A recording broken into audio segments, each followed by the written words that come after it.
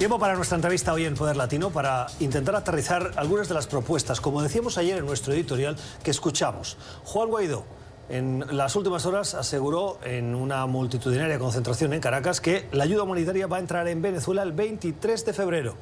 23 de febrero, esto es la semana que viene. ¿Qué ha cambiado entre lo que hacía 2 semanas pasaba en Venezuela y lo que pasa ahora? ¿Y qué va a cambiar entre lo que pasa ahora, porque ni hace 2 semanas entró la ayuda, ni hoy ha entrado la ayuda, y la semana que viene? Le hemos pedido a Martín Rodil, es experto en seguridad, presidente del Consejo Venezolano-Americano, que nos acompañe esta noche para hacer el análisis. Señor Rodil, buenas noches. Muy buenas noches, Gustavo. Muchas gracias por la invitación. ¿A qué atribuye esa certeza, esa seguridad que tiene Juan Guaidó de que la ayuda humanitaria va a entrar el 23 de febrero? Bueno, la certeza es básicamente se debe a que ya, por ejemplo, en Cúcuta, en la ciudad de Cúcuta, en Colombia, hay acumulada una gran cantidad de medicinas y comida que ya ha sido enviada por Estados Unidos a Colombia y está lista para ser distribuida. Sin embargo, el gran reto que toca ahora es cómo se va a llevar eso desde Cúcuta hasta las ciudades de Venezuela, las ciudades más importantes de Venezuela. ¿Y ese reto es factible en una semana de diferencia entre hoy y lo que pasará el 23? Bueno, la gran pregunta es cuál va a ser la estrategia que va a usar el dictador de Venezuela, el señor Nicolás Maduro. ¿Qué va a hacer? ¿Qué uso va a hacer de las Fuerzas Armadas o de los grupos paramilitares que controla para evitar que esa ayuda ingrese a Venezuela? Y cuál es la fuerza que tiene las personas que van a tratar de hacer el ingreso. O sea, son civiles que no están armados, llevan las mejores de las intenciones, pero lamentablemente las intenciones del otro lado no son precisamente las mejores. Entonces, la gran pregunta es ¿qué tanta capacidad efectiva se tiene para lograr la entrada de esa ayuda humanitaria a Venezuela? ¿Y usted cuál cree que es esa capacidad efectiva? Lamentablemente, esto es una dictadura, esto es un narcorrégimen. Las fuerzas militares venezolanas no son unas fuerzas militares que hayan demostrado hasta ahora apego a las instituciones, respeto a la Constitución, ni a la democracia, ni mucho menos a los derechos humanos.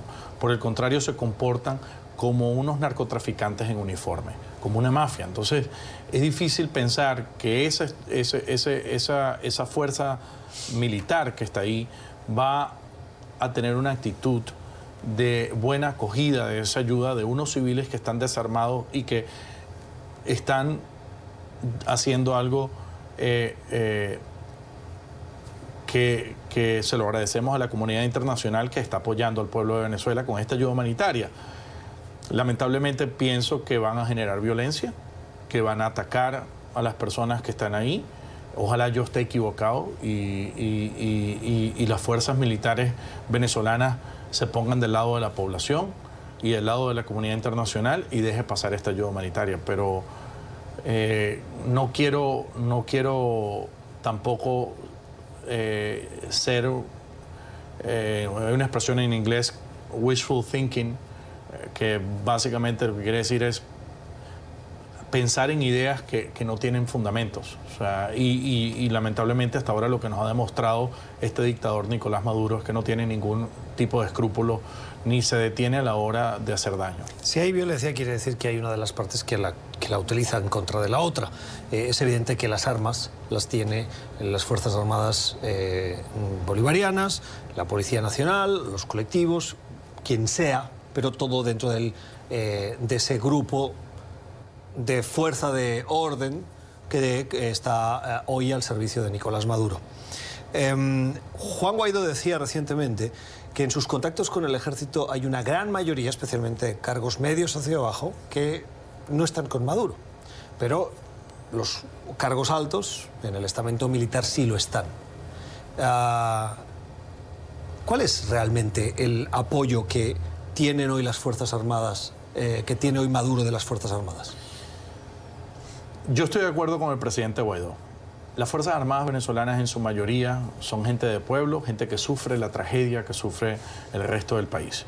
Sufre las consecuencias del desastre económico generado por esta narcodictadura venezolana. Sin embargo, no podemos olvidar que estas Fuerzas Armadas tienen bajo tutela del aparato policial cubano 20 años. Entonces, a pesar de que existen cuadros de nivel medio y bajo que no responden necesariamente a las directrices que se emanan del Palacio de Miraflores hoy en día o del Ministerio de la Defensa de Venezuela, hay una estructura de control interna dentro de las Fuerzas Armadas que la maneja el gobierno de Cuba y que hace inviable la articulación de los cuadros medios y los cuadros bajos para darle un apoyo mucho más contundente al presidente Guaidó. Entonces, mientras eso no se ataque y eso no se reconozca y se entienda, estas estrategias terminan fallando, lamentablemente.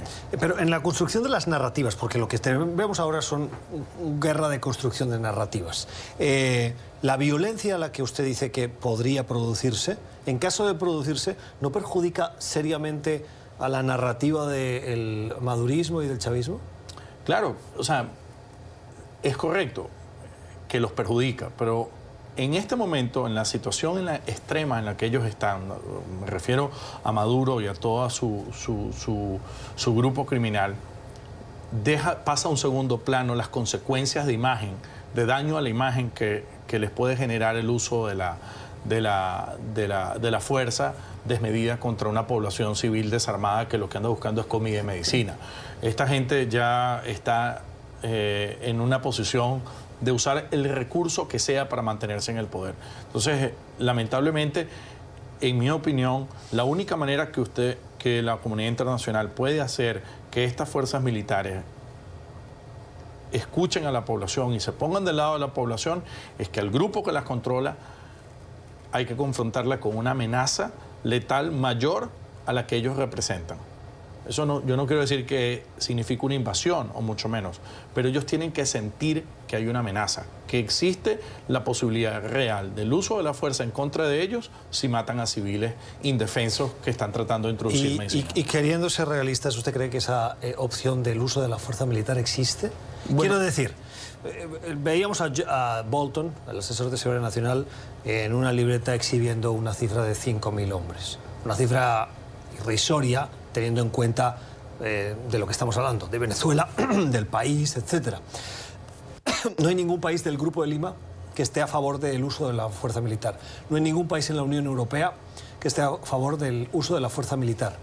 Y Donald Trump, a pesar de haber repetido una y otra vez que están todas las opciones sobre la mesa, incluida la opción militar, el Departamento de Estado y el Pentágono dicen no hemos avanzado en ningún plan estratégico militar con Venezuela. Entonces, cuando usted dice tiene que haber una alternativa de que ellos sientan esa amenaza, ¿a qué se refiere? Bueno, me refiero a lo que ha dicho el presidente Trump. Todas las opciones están sobre la mesa, incluida la militar. Pero entonces estamos hablando de la amenaza del Twitter. Exacto. Yo no creo que el presidente Trump, cuando dice eso, solo piensa en el Twitter, sino en el poder real que él tiene como presidente de Estados Unidos. Yo creo que no solo es responsabilidad del presidente Trump, él tendría que trabajar con los países vecinos, con Brasil, con Colombia, y buscar ir construyendo una alternativa que pueda generar el temor y que el gobierno de facto de Maduro, del dictador Maduro, entienda que esa amenaza no es juego. Es real y está ahí, y que está ahí para ejercer la protección de una población civil desarmada.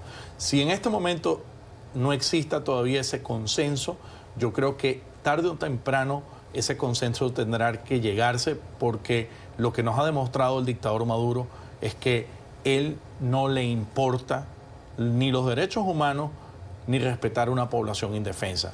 Terminará la comunidad internacional entendiendo que no les queda otra opción que ir hacia allá. Ojalá y no lleguemos a ese punto, pero por lo que ha demostrado hasta ahora ese régimen, yo creo que finalmente llevará a la comunidad internacional a esa posición, más allá de Estados Unidos, quien abiertamente lo ha dicho. Ayer el presidente Trump, y con eso termino, le pido brevedad si es posible, decía que hay un plan B, C, D. ¿Qué cree que quiere decir con que hay un plan B, C y D? Hace unos días un amigo me comentó, bueno, este es el país que puso un hombre en la luna. Sería impensable que este país esté liderando este esfuerzo que está haciendo sin tener planes de contingencias y alternativas a lo que ya está haciendo. O sea, ¿usted sí cree que hay planes de contingencia? Si él lo dice, yo no tengo por qué dudarlo que el presidente Trump tenga y su equipo tenga planes alternos a buscarle una solución a esta crisis, que no se va a escapar. Esta crisis no se va. Los inmigrantes venezolanos no se van de Colombia, o de Perú, o de donde estén, o los niños que se mueren en los hospitales venezolanos, si esto no se resuelve. La opinión de Martín Rodil, es analista en cuestiones de seguridad, es presidente del Consejo Venezolano-Americano. Gracias por estar con nosotros. Gracias a ti por invitarme. Vamos a hacer una pausa y regresamos con nuestro debate.